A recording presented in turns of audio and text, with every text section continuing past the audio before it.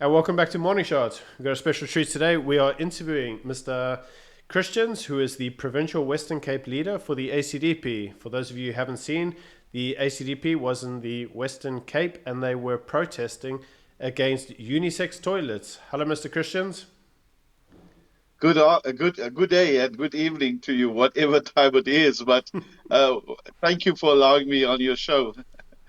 Oh, it's a pleasure, and I'm really glad to have you. And Ramon is obviously with us. Hello, Ramon. Hello, everyone. It's a Friday evening, and we are here to produce the best content with the best political party. So this is actually easy. Absolutely. For those of you who don't know, we get called DA shills quite a bit, but ACDP is probably our favorite political party, so we're really happy to have them on the show. Um, right, so I suppose we should all start this off by saying that critical gender theory is becoming quite a popular thing now in a lot of Western liberal democracies. Why? Don't know. But for those of you who don't know, critical gender theory is basically the idea that gender is fluid and there is no such thing as a binary, which means that there's a man and a woman. And with that in mind, the Western Cape government has decided that they would consider these things called unisex toilets so that people wouldn't feel discriminated against when choosing their toilet of sexual preference. And Mr. Christians, I believe that the ACDP have some rather strong feelings on this. Do you care to explain to us? Yes, we are opposed to it, and there's quite a number of reasons that we are opposed to this unisex toilets. Look, we are very straight and very open and very frank when we speak. I don't know if you saw the newspapers today We saying did. that unisex toilets is ungodly. And a lot of other lot of media houses covered us on that. But let me just say from the onset, the one thing that we believe that God created male and female. That's the first thing. Our schooling system and our government must stop messing around with our learners at school, confusing them. That is the first point. The second point, as discussed in earlier today with another journalist, ENCA interviewed me, and I said it's clear that when it comes to crime, government has failed us completely, completely. When they talk about gender-based violence, government has failed us, police has failed us. Crime statistics shows that crime is in the increase and rife. And no wonder they say that our police system is corrupt and that gangsters are on the police is in the pocket of gangsters. So looking at all of that, we need to know that when we have unisex toilet, it's almost like giving opportunity for predators, to get hold of girls and vulnerable victims in the unisex toilets. They cannot even look after our ordinary citizens. What will happen when we have a unisex toilet? This guy today feels he's a man, tomorrow he feels he's a lady, and he goes into the ladies' toilet and rape her. And you know what? Let me just tell you this. I said this openly. I said it openly that we've made a decision if there's any of such toilets as unisex toilets and a rape does occur there, we encourage those parents to take the government to court.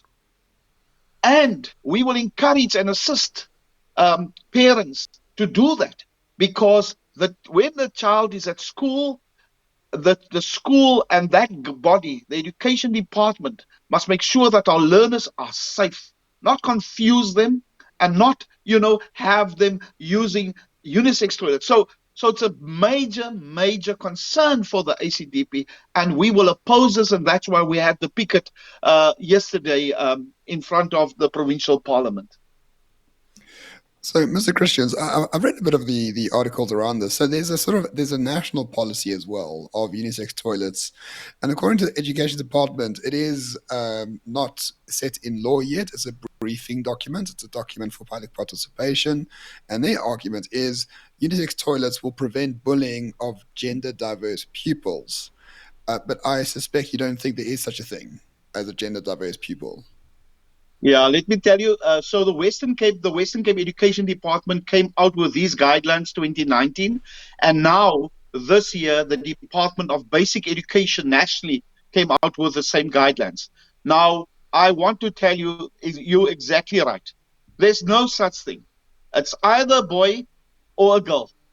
But there's no, a government mustn't confuse our learners. I wonder, if you go to a toilet and you're a boy, is there something on your forehead to say that I'm confused or say I'm transgender? You are seen as a boy or seen as a girl. So I don't know, what they're talking about. I mean, girls will not allow boys in their toilets. They feel scared. So I don't know where they come with these terminology and political correctness. There's a right or wrong. This is totally wrong.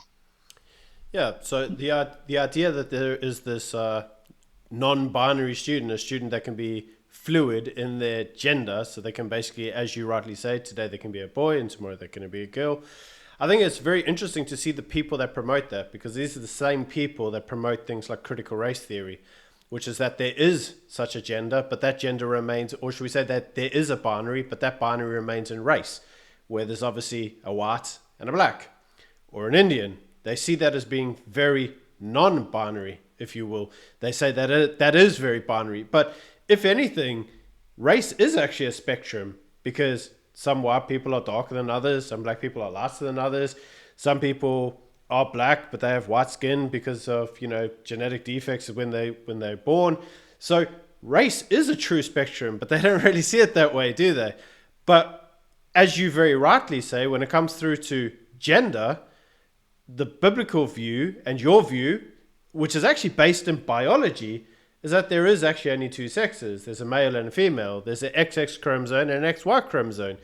And whilst there may be people with gender dysphoria, so people that become confused with their possible sexuality, there is no biological difference. And I suppose your argument is, by creating that confusion and allow it to occur in the public environment, that opens it up to predators to exploit.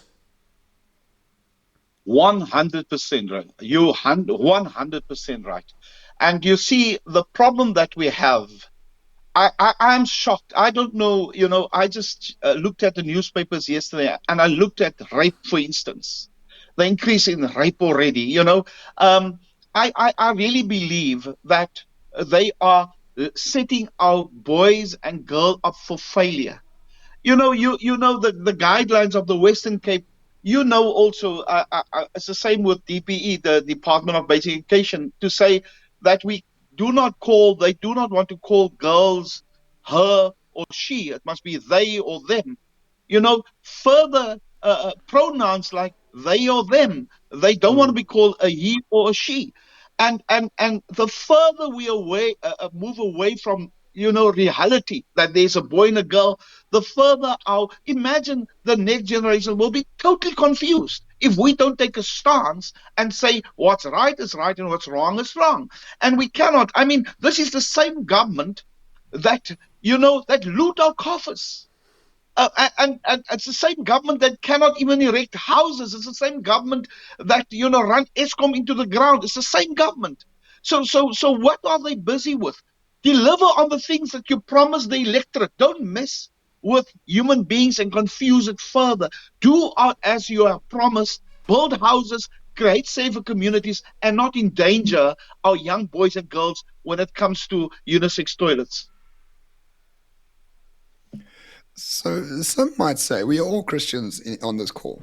Some might say, as Christians, we should be accepting of others, we should forgive sins, we should be accepting, we should be kind and caring. And that's what the Department of Basic Education says, where if someone says they're a male trapped in a female body, you should accept that, you should care about them, you don't need to bully them or prejudice them, which we are against, by the way. We're not in favor of bullying people unless they are communists. But what would you argue if someone said to you, well, as a Christian, you need to be accepting of people's choices in this regard?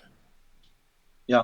Look, there's important thing. The important thing is I believe, and the ACDP believes, that those people can be sent to counselors. But we respect people. We love them. And we don't, they always tell us, with the language we speak, that we are creating an environment for violence against certain communities. But that's not true.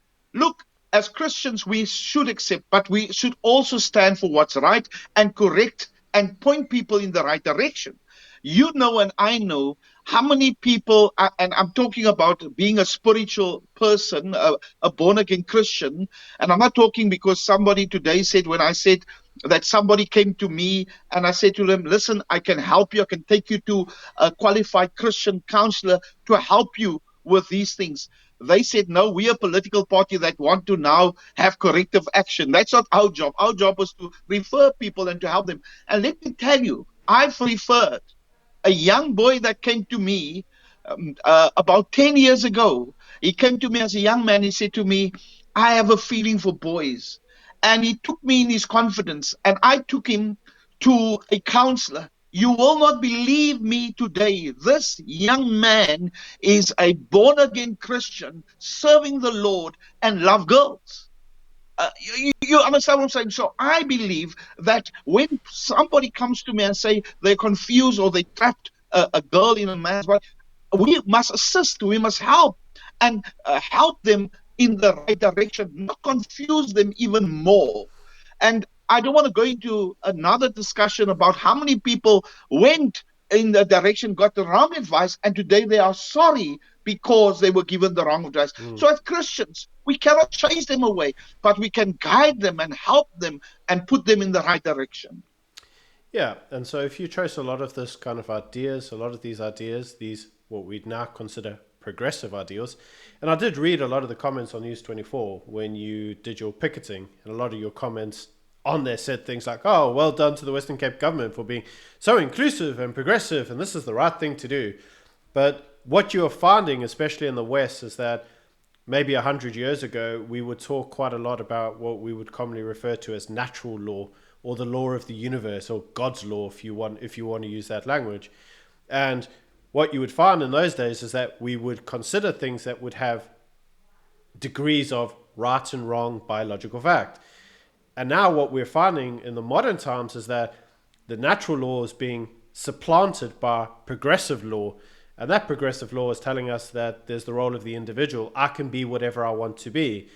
You know, I am my own God. I can create the universe or myself as I want it to be. This idea of what the Matrix referred to as residual self-imaging. I can be whatever I think I am. And that's why they believe that it's a spectrum, because my beliefs change and therefore the way I perceive myself changes too. And this is all a lot of very heavy language, a very philosophical language. And I'm reminded of something that Matt Welsh said when he did his documentary on What is a Woman, and that is, this is Africa. We're not a Western liberal democracy. Why is an African country with traditional African values dealing or trading in progressive Americanisms? Yes, you're 100% right. You're 100% right. You know, people will say we are westernized, because everything that the West does is right. And it's so wrong. It's so wrong that our poor children are indoctrinated. We say educate, don't indoctrinate, because that is what's happening at the moment. And I mean, you just spoke about the Western countries. I mean, they're in a mess. I mean, if you look at law and order in the blue states in America, it's in a mess. And they know example to the world. They know example. They're a first world country, but they know example because they don't know how to deal with crime. They don't know how to deal with these issues because of that agenda. Now, because the government of the day is pushing that kind of agenda, we now need to just fall in, and everything America does and everything that the West does is right. It's not right. We should be, like you say, proudly Africans and proudly, promoting what we know is right and not what we are told is right, but we know what is right. I mean, South Africa, we love South Africa so much. It's a beautiful country. And the days where we were safe, the days where we were proud of this country. Today, we're fighting for what is right. And the government is taking us further and further away from our godly mandate, our biblical principles, taking us further away. And we don't have individuals and political parties that stand up for what is right, where will we be? We'll be gone. We will be gone. We'll be Sodom and Gomorrah gone. So we need to stand up, and I'm glad, that there's guys like you, and honestly, speak the heart and the truth. Because I do not want to look my grandchildren in the eyes and say, Papa did nothing. I want to say I fought for what is right. You understand? And that's why we have a better South Africa. So if we, as good men, keep silent, the evil is going to prevail, and we cannot allow that. And we need to take a stance against ungodly laws. We call it the ungodly guidelines that the government, the Western Cape government, and the national government want to, their agenda, the ungodly. We call it ungodly agendas. Yeah, I don't think we can disagree with you in terms of it being ungodly. Have you managed to speak to the government of the Western Cape, perhaps, in this particular instance, about your issues? Have you received a response? How's that relationship developing? So as I said last year, not last year. I think it's it can be earlier than last year. It's I can't remember now. I think even it's 2019. I can't remember when it was. No, I think it's last year. Sorry, I think it's last year where the first guidelines came out. And of course, what I did, Debbie Safer was the MEC, uh, and I addressed it a couple of times with Debbie Safer. I did it in our chamber. And let me tell you, there are two things. So they say, small political parties don't have a say. Let me tell you two things that we've achieved. The Western Cape government has given us the following undertaking, because when a child, according to the principle, this is when it came out, the guidelines. The guidelines came out to say if a child is confused about their identity, the principal can send that child to a counselor. We, as the ACDP, engaged the Western Cape, engaged the minister, Safer at that time, and they then said no. It will now, the guidelines will then change to say that it must first go to the parent. Child who is confused about their sexual orientation must first go to the parent. So that we got right. The second thing that they assured us in the Western Cape, that they will not make away with the current boys and girls toilet. They will build additional toilets.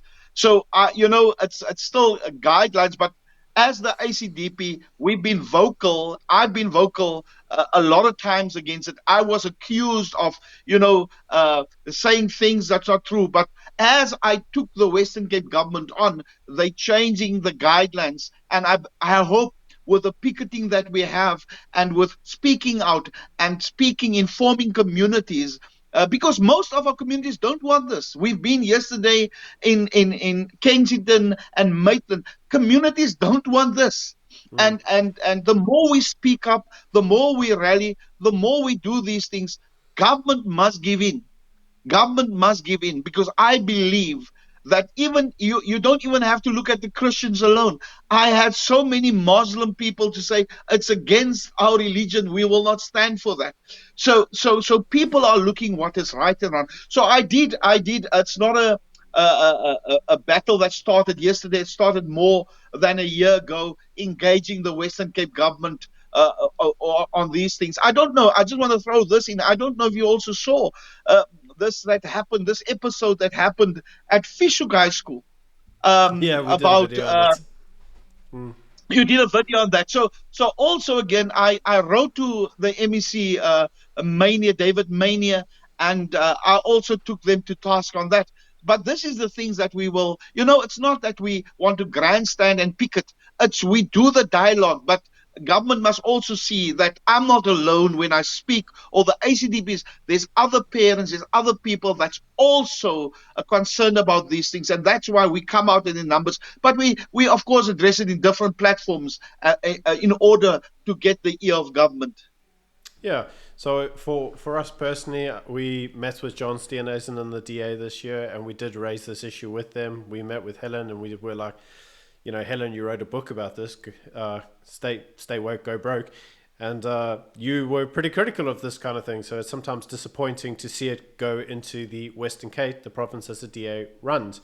But the points that were raised to us is actually what the DA does is it follows the main government's policy. They claim that it's policy that's been drawn up by national government, and they are implementing it in their province.